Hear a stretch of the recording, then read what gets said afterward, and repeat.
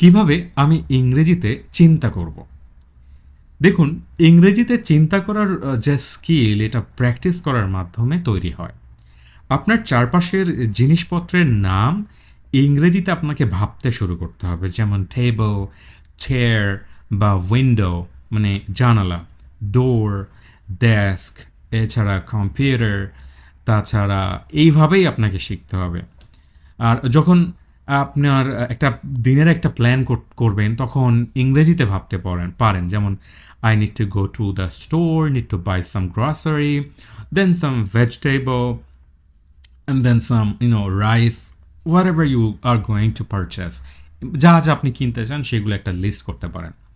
ধীরে ধীরে ভাষা থেকে, মানে এই যে বাংলা ভাষায় অনুবাদ করার বিষয়টা থেকে আপনাকে বের হয়ে আসতে হবে।